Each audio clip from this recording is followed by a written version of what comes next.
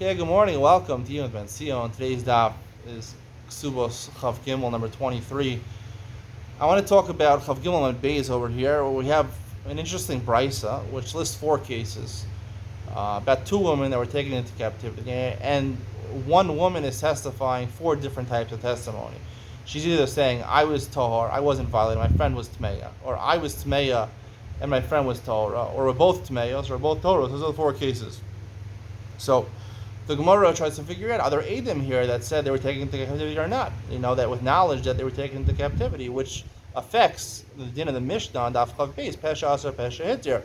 If there's Edom, you're no longer Nemo with a Pesha Aser, Pesha Hitzir. So the Gemara, the second answer to the Gemara of Papa, which seems to be a maskan of the Gemara, he says the whole Mishnah is talking, the whole Bryce is talking about the Edom. All four cases, there's Edom. And to explain the cases, right, she is not believed when she says Tahorani because there's Edom. Pesha Aser, Pesha Hitzir. Her friend, however, is Neman. And Rav says the case is talking about where whatever she says, her four claims are exactly the opposite of an Eid Echad, that's not mentioned in the Brisa, who says the exact opposite of what she says. Exactly the opposite. So she says, I'm Tahora and she's Tmeya. The Eid Echad says, you're Tmeya and she's Tahora. Right? She says, we're both Tmeyos. The Eid Echad says, we're both Tahoros. She says, we're both Tahoros. The Eid Echad says, both Tmeyos. That's the case according to Rav Papa. So it comes out that her friend, as long as either she said her friend is Tahora, or an Eid Echad said her friend is Tahora, even if she's saying she's Tmeya, or she's saying that the friend is Tahora, but the Eid Echad says she's Tmeya, it's okay, as long as you have one Eid. There's Eidim that you're taken into captivity, but as long as you have one Eid that she wasn't violated, even though the other Eid says she was violated, she is believed. So why is that? Eid Echad against Eid Echad. Why do we believe him? We're going to learn later on, Shvuya Hekilo, they have leniencies by Shvuya, taken into captivity, because we can't assume for sure that she was violated by a non-Jew. However, they believe the Eid Echad. However, Eid Echad against Eid Echad, they're not going to believe. So why is one over here? So Rashi deals with this problem. Rashi says, this is towards the middle top of the page. If you the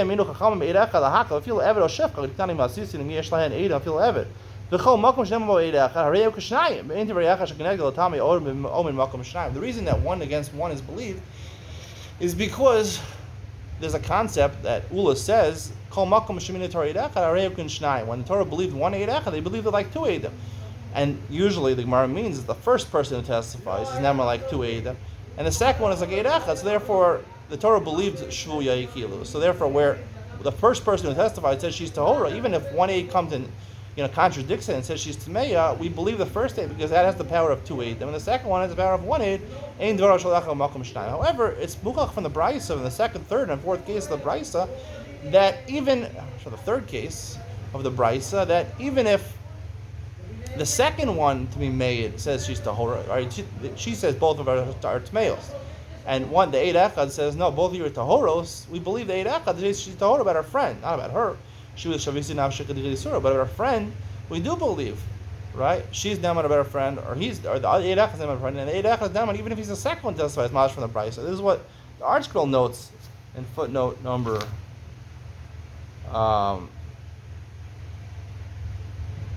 in footnote number 16, the article discusses this. So what's the answer to the question?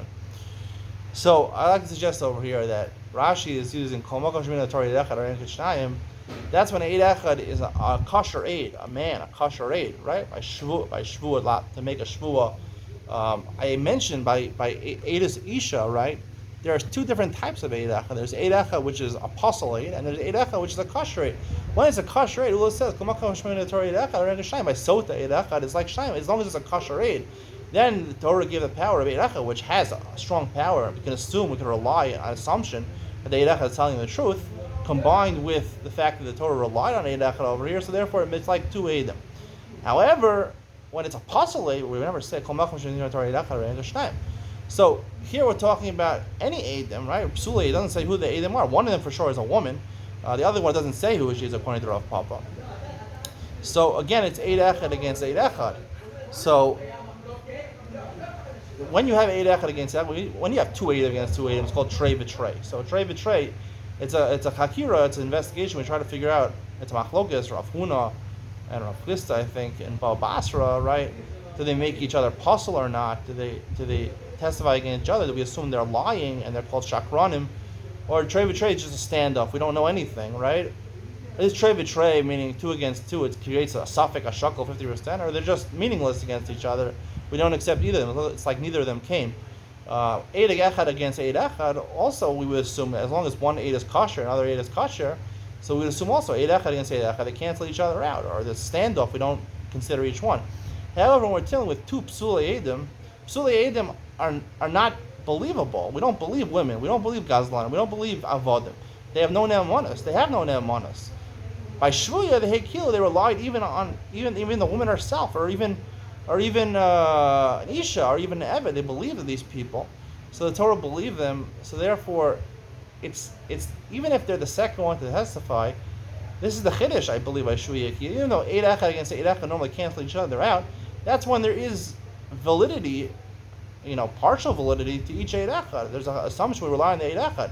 If each Eid Echad is meaningless, so that's one of the kulas of Shuviyah. Even when against Eid Echad, they took the Eid Echad that was Machshir. The Eid Echad that says Machshir, that's part of the Kula. Even if it's Eid Echad against Eid Echad, because neither of them are significant. It's like a 0 against a 0. They just said, we'll rely on the 0. As long as you have 1 0, it's okay. So you have 1 0, whether the person is first or second. They're meaningless. It's not a standoff. There's nothing against nothing. It's just the Chum said, 1 nothing we'll take. If the nothing says she's Tahora, we'll rely on that nothing. And that's okay. We'll have to discuss more Shuviyah Yekil, but that's basically, I think, the pshat over here. All right, we'll leave it at that. Have a good Shabbos. Be well. Bye.